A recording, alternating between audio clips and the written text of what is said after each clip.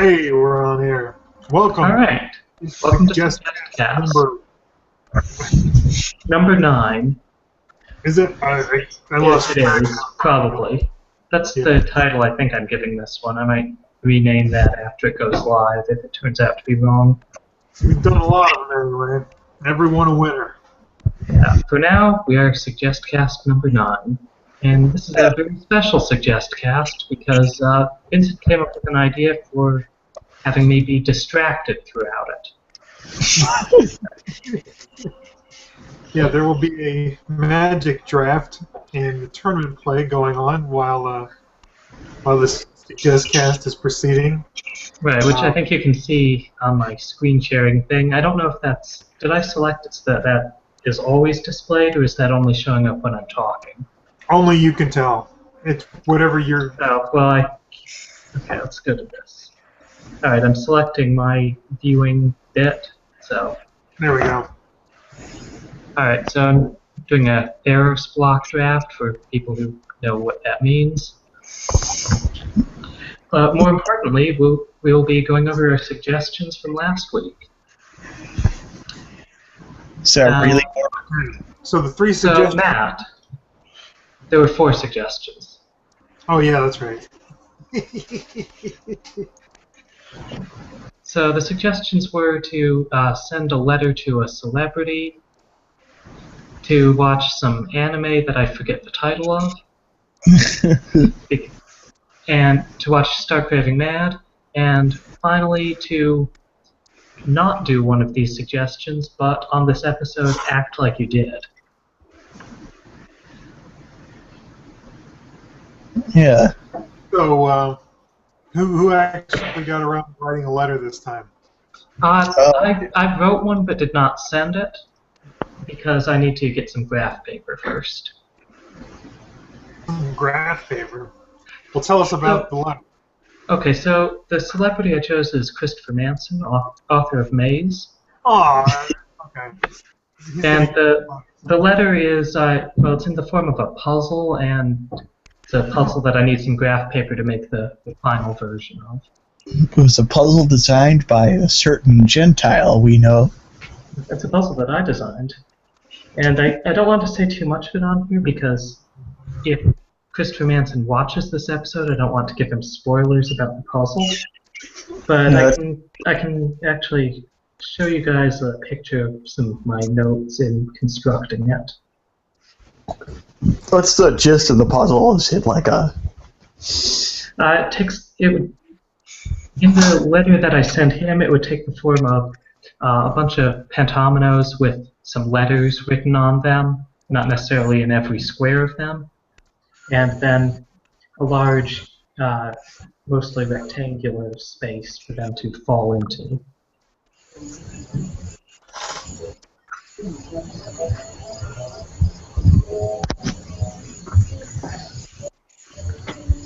What about you, man? Yeah, I had to, I busted out the watercolor because I had to do that handwritten version of the Vincent Watkins Presents the Rules of the Camel. But, like, watercolor paper, it doesn't fit inside of a normal envelope. I had to, like, trim it down and also, like, fold it. You could get a really large envelope. Yeah, I had one of those, but it's full of figs that I was supposed to mail to Vincent. Right. I bit the bullet and wrote the letter to Manson that was... I mean, it's essentially the same thing I said in the first episode of Mazecast, where I just talk about what an influence the book was on me and how great I thought it was. Like, it was...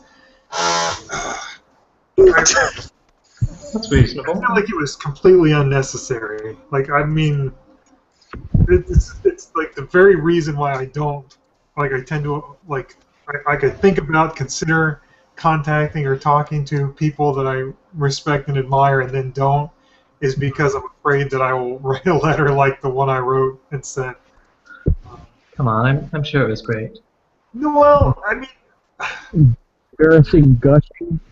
it's like when I finally talked to Dave Sim at a comic book convention, and yeah, he was absolutely happy to have someone come over and talk to him about what his work meant to him and say good things about it, and then Why would somebody be unhappy about that? I don't know. Just in my mind, I feel like these people don't need to be told by some stranger how great their work is because they already know, you know. But it is probably unrealistic. In real life, people like being told those things, you know. Yeah. But I just always feel like I'm saying it more for my sake than for their sake, and well, I don't know if Tim has a problem with his ego. He might. I mean, but we know next to nothing about Manson, though. It's true. Yeah. He's a mysterious figure. Well, and like I met, Ned. I got to talk to Siren of the Silent Song. That's going to be nice if this is a blue-black deck, which it looks like it might be. What does that one do? Okay, it's a 2/1 flyer, and whenever it becomes untapped, each opponent discards a card, then puts the top card of their library into their graveyard. Holy cow! Discards a card? Yeah. Yeah, so if you can attack with it and then untap it, you gain some pretty good value. Yeah. Yes, this deck is either blue-black or blue-green, I'm not sure which yet. I think that's almost... I'm only like halfway into the draft, plenty of time to work that out. Anyway, so these letters, I had a lot of fun constructing mine. I hated it, and I hated writing it by hand. Yeah, you don't do that too much. I think And the handwritten part, see, that's why I'm going to need the graph paper. I need to plot this out precisely. Manson's a guy who appreciates precision, I can tell. Yeah. If I were computer generating it and printing that out, that would actually be easier. I have trouble with precision. I have a printer here, so that wouldn't, you know. Even working in a digital medium, I have a pretty hard time with precision. So. Yeah, I definitely appreciate precision. yeah, like this particular puzzle, having things aligned to a grid properly is actually important. Just maybe a bad choice. Huh. Since the second asphyxiate scene, that's a good removal spell. I'm nervous about the double black part. Well, Servant of Timrid, I think, is comparable in quality. Hey, how much of this ambience from the night are you guys getting? Are you getting like the multiple redneck and Mexican radio stations blaring at like 11:30 p.m.? I don't hear any... No, I'm getting a little background sound from you, but it sounds more like just interference. Oh, interesting. A particular thing. I thought it was crickets. Well, there's crickets too. Okay. Well, like there's this rodeo that happens like across the highway. It's several miles, but you can still hear it. Yeah, I am hearing some crickets there. Possibly can play it. So if I got anything out of this letter writing experience, and I didn't, but if I did, it was, I think it just, if you're not in the habit of sending things through the mail, it can just be something you never get around to. Like, right, you have to get an envelope, stamp. Right. I mean, I think that's why I didn't get around to this task the first time it was assigned. Huh. Just because it's like, do I have envelopes in the house somewhere? I think I do, and I think we have stamps. I don't know where they are. And it just seems such a weird process to me to write something on a piece of paper and put it in an envelope, put a stamp on it, and take it out to the mailbox. I'm so used to just emails and stuff. But I think there could be some benefit to getting accustomed to communicating through letters. I mean, I like receiving letters. It's more exciting than receiving an email most of the time. That's true. Exciting. Yeah, I don't know. I think this was a reasonable suggestion. I guess you could like it if you're arts and crafty and want to work that into your letter. Yeah, you were doing watercolors. a fun project. I'm gonna put it in my scrapbook. I'm not actually even gonna mail it. Nice. I think you have to mail it, isn't that the requirement? Wait a minute, am I the only one who's actually put it in the mailbox at this point? I think so. I don't know whether you guys I'll completed. mail, I didn't have graph paper. I'll mail it whenever I mail your figs. Think about it that way. Look, maybe you have good reasons, but I'm just saying I don't think the suggestion is completed until it's been put into the mail. Alright, next week I can tell you about the experience of putting an envelope into a mailbox. Since that's apparently a big part of what was suggested here. Wait, so Vincent, the most that you got out of it was physically putting it in the mailbox? No, the most you got out of it was regretting the whole experience. Such a common thread with everything that Vincent does, says, or thinks that kind of point. I was going to say, regret, that's not something I need any special experience with. Yeah. Okay, so I've got to tell you guys, I'm not sure that this is a very good deck. Well, make it mono blue. I don't know. Well, picking up a lot of playables, I still don't know what colors I want to be playing. That could be a problem. Yeah. Hope Silence worth something. I think it might be. Yeah, I think I just want Baleful Idol on here. That seems good. I'd like to pick up some cantrip auras. I've got 2 Floodtide Serpents.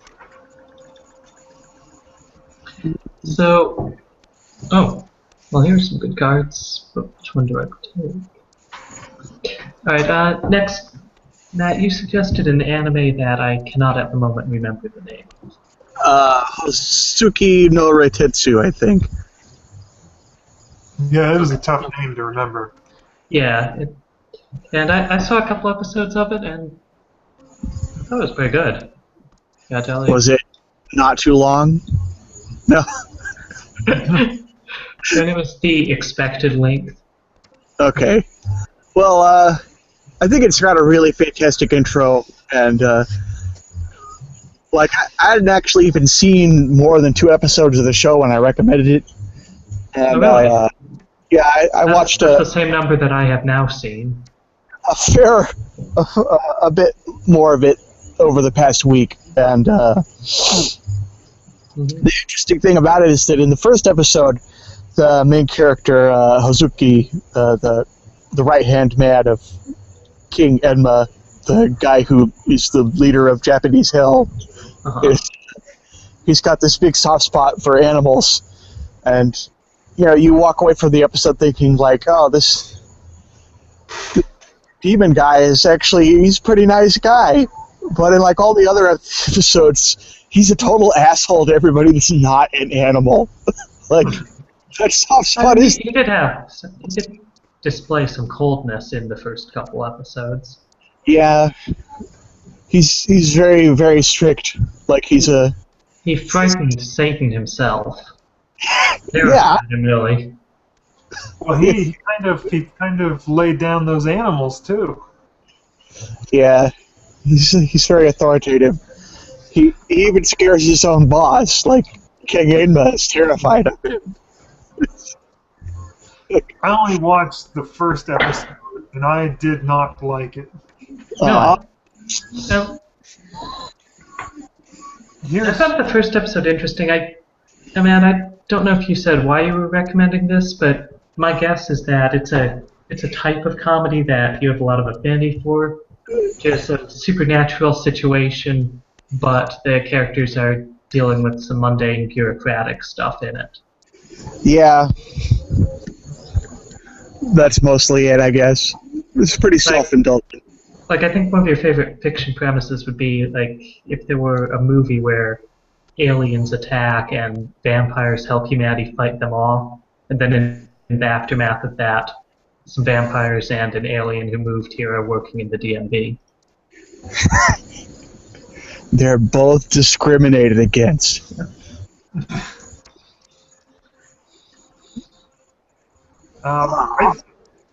There's a lot about it that it seemed to deal very particularly with Japanese culture in a way that I think made the jokes unrelatable to me. Like whoever that ogre killer guy was, I assume he's a real mythical figure that killed. Yeah, I'm not sure. They do that a lot in the show. Is they take these sort of like see, I don't even know who that guy is, but I still thought it was funny because it sort of ties back to my very first suggestion about a prophet, where it's like a fish out of water. Only the fish out of water aspect is that you're trying to relate to a real culture that exists. Mm-hmm. Well, different take on it. I guess, but it didn't make it appealing to me. It just made it not that funny that they were depicting him as a coward and Maybe he actually was. Well, in any case, the reference sort of fell flat. I mean, you could tell Right. that he was supposed to be some revered legendary figure that they were making into kind of a goofball, but it didn't really have much impact. He's a total. They would say stuff like they referred to how he really was old-fashioned because of the way he was behaving, but it didn't mean anything to me because I don't know what it is about his behavior that is particularly old-fashioned in Japanese culture. Well, I mean, he was, moving his arms and stomping up and down in that peculiar way. And, The way people used to. yeah. Like the way you might associate with your grandparents. The way that it's depicted in, old-timey Japanese art, I guess that I have at least some familiarity with that. I don't. It's like the kind of thing you'd see in, Dragon Ball Z or something, too. Yeah. But I think that's played off for humor, Okay. Well, I'm just saying it's not something I'd associate with being old-timey, so they're making a joke about it being old-timey, but the joke itself is what's informing you that it's old-fashioned. So. Yeah. I thought that was hilarious. When we talked about what's it called, My Ordinary Life?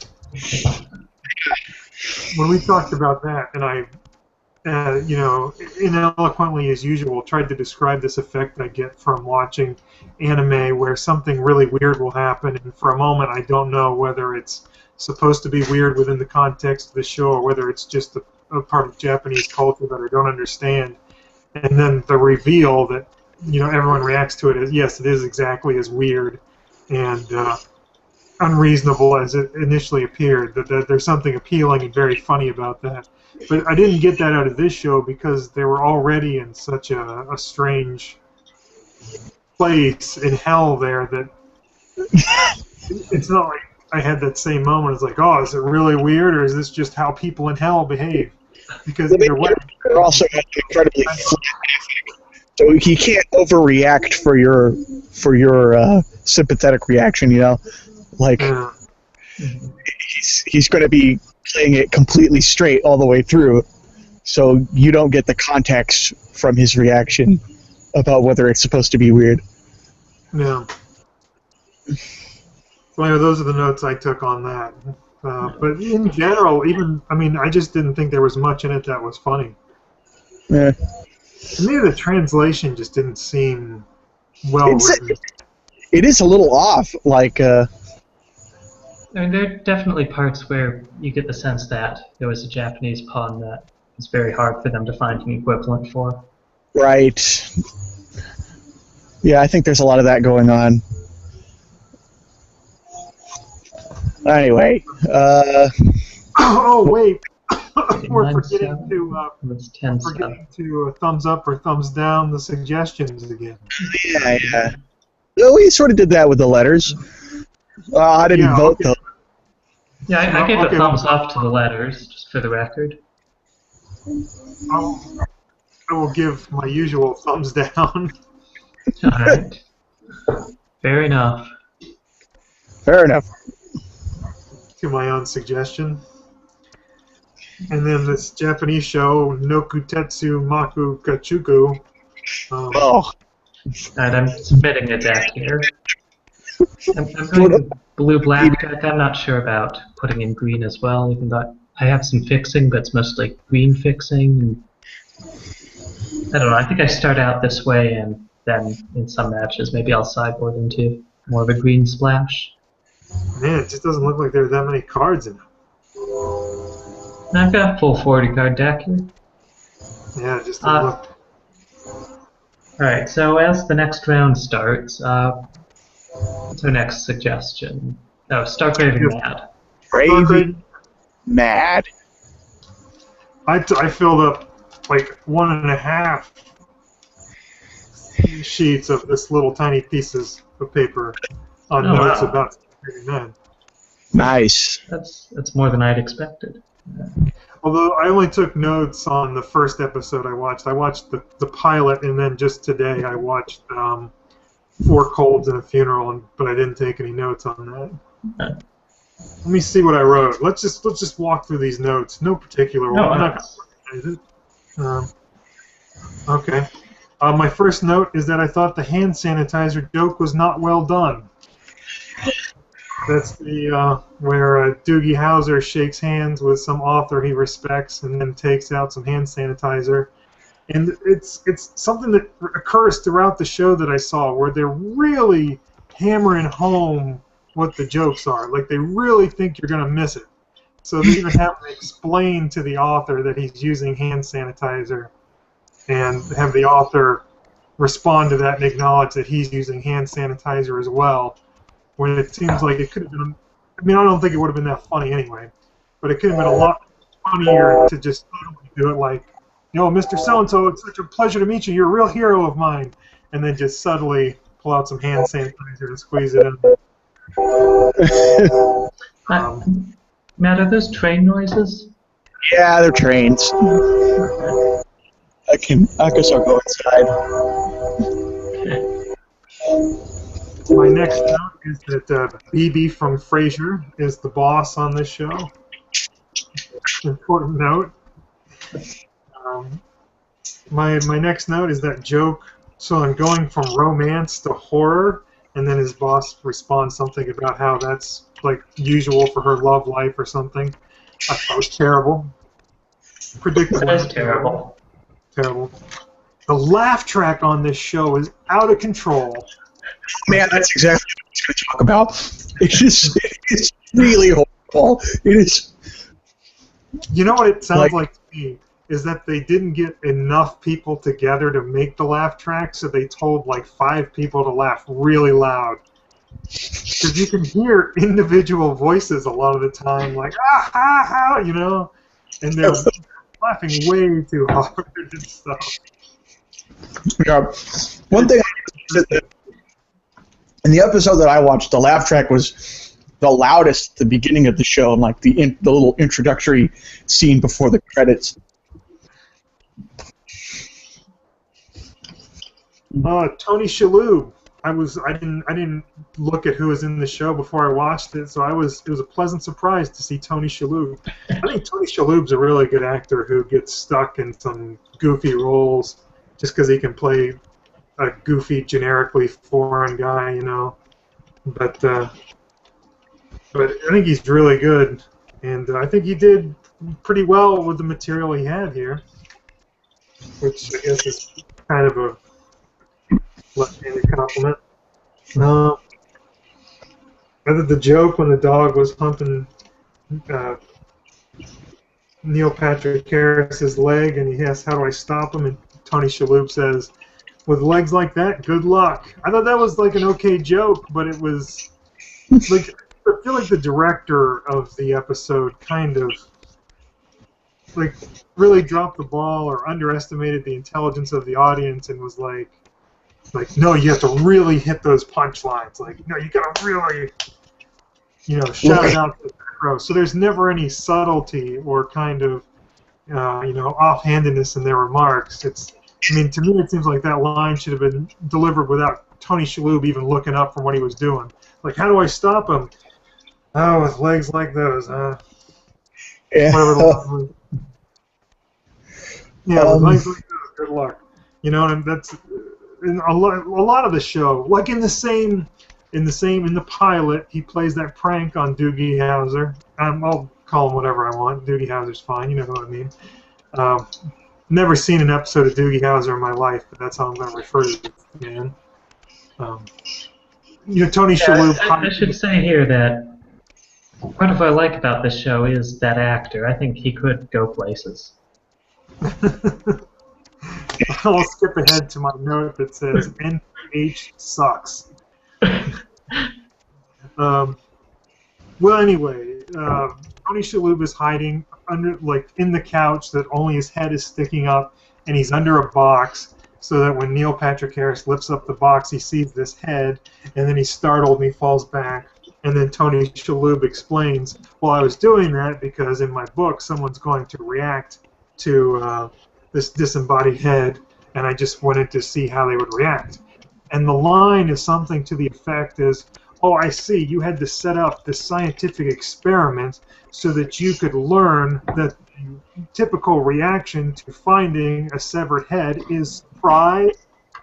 But it was like so overblown, and it was so you did this scientific experiment so that you could find out that the typical reaction to a severed head is surprise. And it's like, yeah, you didn't need to emphasize it that much for us to get where you were going, which was that the experiment was totally unnecessary. Anyway, that's just another example of the same thing I pointed out several times. I thought NPH's character was annoying and uninteresting and should have been a minor character, if at all. If they're going to do the same storyline, I think the focus should have been on Stark or Stark's assistant, the both of them, whatever, not on Neil Patrick Harris. Yeah, I've just listed some jokes here where I thought were kind of dropped in that one, but I guess I don't need to go through all of them. There was just a lot that I guess I marked off that I thought was incompetently done. Yeah, well, so I had not watched this show for a while before seeing this, and before seeing it again for purposes of this episode, and I have to say it was a lot more by the numbers than I remembered it being. Yeah, I wanted to say that it came off as just on the threshold of actually being a weird show, but it's so obviously like completely average. It made a huge difference in making it memorable. Like it could have been like a weird NBC show that gets canceled after one season, but instead it was a mediocre NBC show that got canceled after one season. The second episode I watched, I think, had maybe some better potential, although still some of the same problems with delivery. But it wasn't as bad. It was about a children's author who's presumably supposed to be much like Dr. Seuss, who dies after a meeting with Neil Patrick Harris's character because Neil Patrick Harris had a cold. The author hugged him after Neil Patrick Harris said some kind things about his work, and then the author caught a cold and died shortly after that. And so the episode is largely about Neil Patrick Harris feeling guilt about having killed this person by giving him a cold because he's so careful about not spreading illness and not contracting illness, and he allowed that guy to hug him, and then he died. And then the ending, which I'll go ahead and give out, is he goes to the funeral. Tony Shalhoub goes to the author's funeral too. He's the one who passed the cold to Neil Patrick Harris, and he's actually started to feel guilty as well. While they're at the funeral, they meet the author's granddaughter, who is crying and upset because he was reading to her, and she had a cold, and she'd actually stayed home from school. He was reading a book to her shortly before he contracted a cold and died. And so they comfort her and tell her, hey, it's not your fault, and da-da-da-da-da. And then as soon as they get out of earshot of her, they're, like, relieved because she's the one who killed them, not them. I thought that was like, a pretty good setup, and Well, see, I'm surprised by that. I would think that your reaction would be disappointment that they didn't have one of the main characters kill him. Well, Well, that's it's still unclear. I Right. can say it's still unclear who killed him. I just think it's a good resolution to have them feel good about him having been killed by his granddaughter instead of them. Like, I think that was a good way to wrap that up. I thought it worked pretty well, and there's some potential for some dark humor there. The thing is, they didn't really take it Right, that being dark. glad about that. Yeah, like and really it was like 2 seconds before the end of the show when they're like, nope, she killed him totally, and then the show's over. Whereas I really think it could have been a little bit better, but yeah, I'm gonna give a thumbs down to this one. yeah. I also noticed in the episode I was watching, there are a lot of the punchlines. It almost seems like the director told the actors to look straight at the camera when they deliver the punchline, but they just wouldn't do it. So, their head is sort of half turned towards the camera. That's realistic. When you're doing a parody of a really terrible comedy show and you have the character look straight at the camera to say the punchline, that's what they wanted them to do. Or I like to imagine that the actors refused to do it. I don't know. Oh, I didn't even pay attention. What happened during the first game? Oh, I lost that one. Oh, good thing I wasn't watching. I can't take the stress. He had Did you decide on? he had Dreadbringer lamp pads, which whenever an enchantment comes into play, he can give one of his creatures Intimidate until end of turn. And he was able to get in some good attacks with that. Ooh. And he's played Aspect of Gorgon on his Spiteful Returned, making it a 2/4 with Death Touch. So now I don't really have a good block here. And Spiteful Returned has this ability, whenever it attacks, the defending player loses 2 life. So if it attacks here, I'm losing 4 life. I think I'm not going to block because my creature would die and not kill it. Yeah.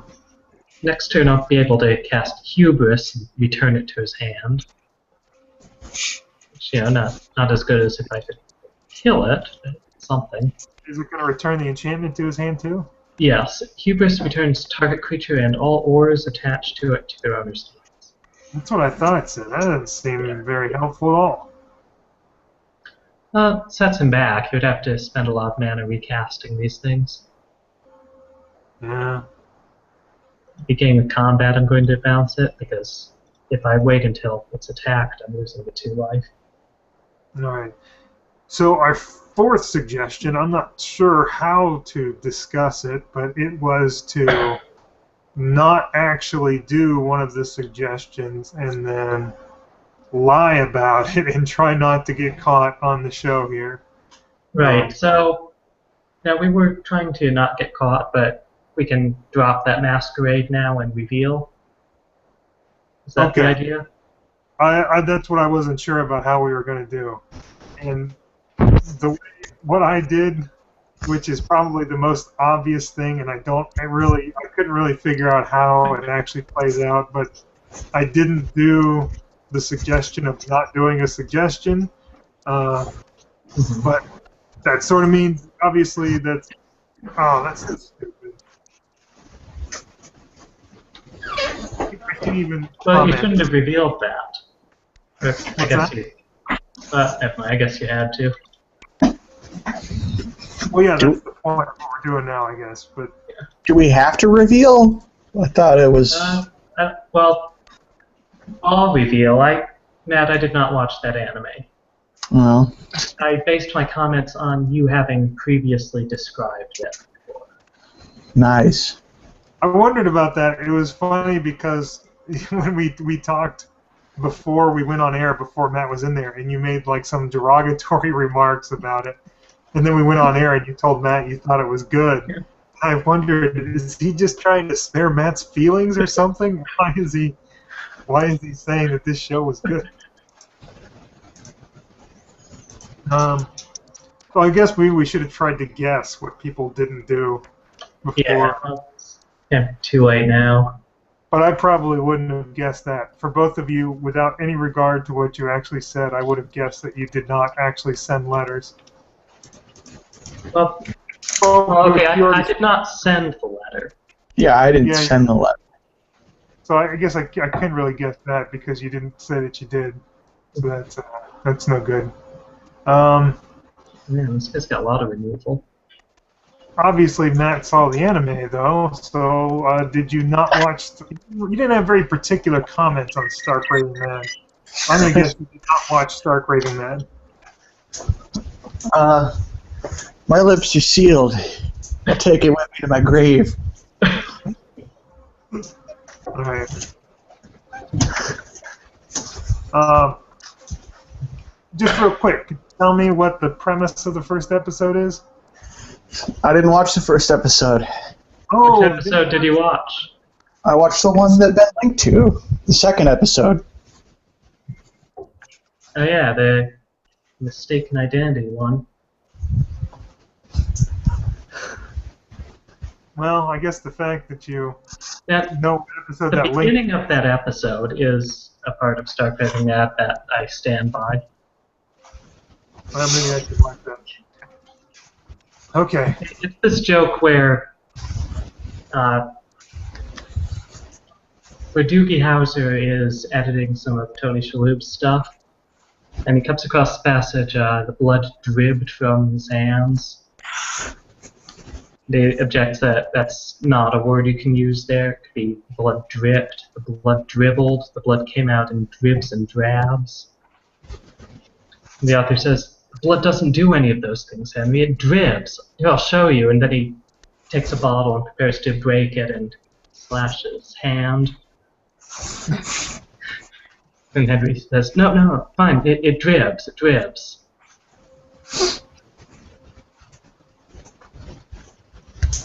Well, now I don't want to comment on it because then Vincent will be able to deduce what thing I did or didn't do. Well, Matt, here's a question. That bit I just described, was that in fact in the particular episode I linked to before?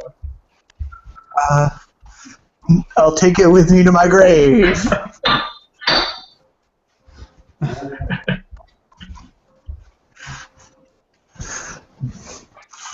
I think I'm really Okay. game, guys. Now, we're just going to watch Ben draft for like the Well, next hours.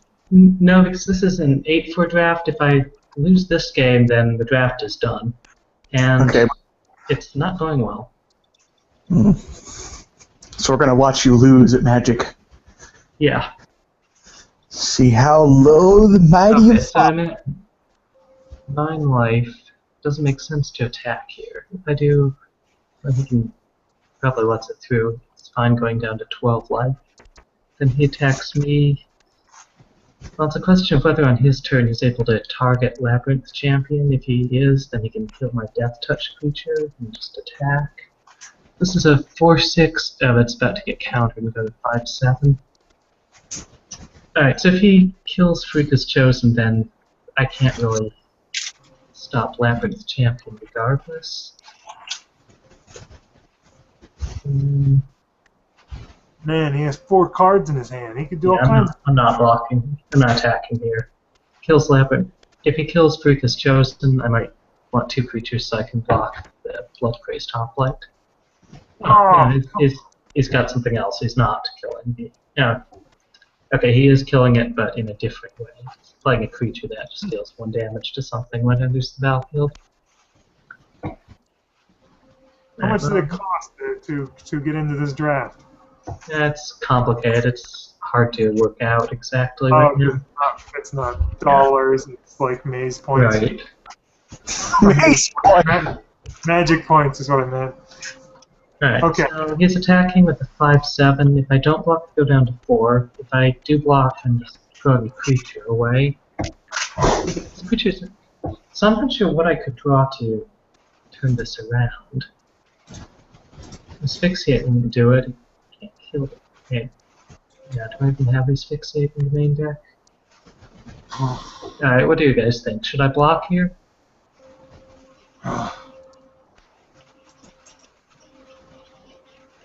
Yeah, I guess so. Yeah, if I... Because he's got so much shit, right? And this might even be the wrong blocker. I might want to use the Dreadborn Warrior, just because... Okay, Crypsis is interesting. Well... 1 for 6... Okay, I think I attack here. Because the spell that can untap my creature. So I'll attack, see if he blocks. He probably won't. He's probably happy with me tapping my creature here. Alright, so now his plan is going to be to just attack and kill me. But I can cast Crypsis, untap my creature, give it protection from his creatures, and block one of them. And yeah, if he attacks all of them, then you can hit him again next round. yeah, if he attacks all of them, I can block Forgeborn Oreads. I would take 6, 7, 8. I would go down to 1 life. It's not great. Alright, he's probably worked out from the fact that I haven't conceded, that I have some sort of instant speed trick in my hand.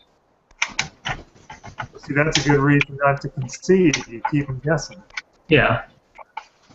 I think he might attack with just Labyrinth Champion here. Oh, he's got the Twin Flame. Okay, so if he casts those two, he's going to do 2 damage just off that, and 4 from that. Pretty sure I'm dead here from direct damage. Yeah, because now he's going to be attacking with 5 creatures. After getting me down to 5 life. So my hope here is that he mistakenly decides not to attack with these creatures at all. Maybe he'll forget. He's trying to kill this creature, so now is when I Crypsis it. And he now realizes that I have a blocker available, so he's not going to attack with just 1 creature, he's going to attack with enough to kill me, which is what he would have done regardless, because he has 5 creatures. Might as well. But he might mess up here, let's see. Alright, it looks like he's attacking with all 5. Yep, too late for him to go back on that. Alright, so now he's got this effect that makes me discard 2 cards. Fortunately, I have no cards in my hand. Oh, I got around that one. Yeah. Alright, so for blocks here, if I block this Forgeborn Oreads, I can kill it, and I would just take 13 damage. Blocking here would prevent the most damage. I would only take 12 damage. Downside to that, though, is it doesn't kill any of his creatures. This guy's gonna be wondering what the hell you're doing. Okay. So I think the play right now is to block here, because that way, at the end of this turn, he'll be down to just 2 creatures. And meanwhile, I'll be at -7 life. So let's see if that works. No, apparently I lost by being at -7 life. No. That seems a little unfair. Yeah, it's a weird rule. I mean, negative numbers are real numbers. They do exist. It is a life total you could have.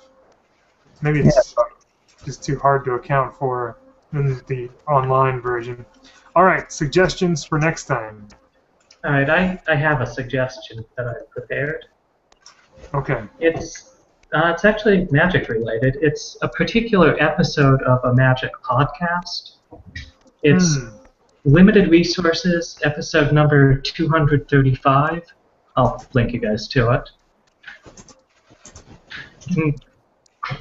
I'm suggesting it because it's kind of an unusual episode for this podcast. It's basically an interview that the host does with someone named Rich Hagan, who works as a commentator for Magic coverage. Like he does the running commentary on live video coverage of tournaments. Mm-hmm. And it turns out to be a pretty interesting discussion with him about some fairly personal things. I do recommend, at 3 minutes into it, they do a bit where they open a pack of cards and just talk about each of them in turn. That might be less interesting to you, especially you, Matt, since you're not that into Magic as a game. If that sounds boring to you, or if you start listening to that part and it seems boring, you can skip ahead to 11 minutes and 30 seconds. That's when they end that discussion of the pack of random cards and get into more like the meat of the podcast. Okay. You got anything, Matt? No, I don't have anything. No suggestions? That's okay, because the suggestion I got for you is a big one. I'm dropping the hammer. I'm doing it. I'm suggesting Fritz the Cat. Alright. Alright. Which I can look up the link, but if you just Google Fritz the Cat, it's on YouTube. You can watch the whole thing. Alright, well, I'll do that. Could you go over why you're suggesting it? I could make up some cultural relevance reason, but really it's just one of my favorite movies. Although it is kind of interesting to me that it's a movie that is so full of obvious flaws and yet still is one of my top 5 favorite movies. Like maybe it's a good example of where sometimes it's better to be interesting than to be good. Except I think there's still a lot good in it too.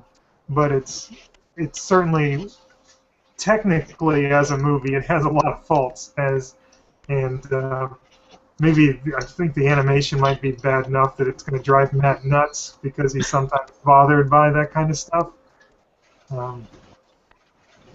There is, in shoddily animated cartoons sometimes there's this weird thing where like characters just never do the things they should do, like if they should walk across the room and pick something up, like they can't quite animate them to do it correctly, so I don't know, they end up like floating around the room or just taking really awkward steps to get places, and there's some of that in this where the way characters move and the things they do don't quite make sense.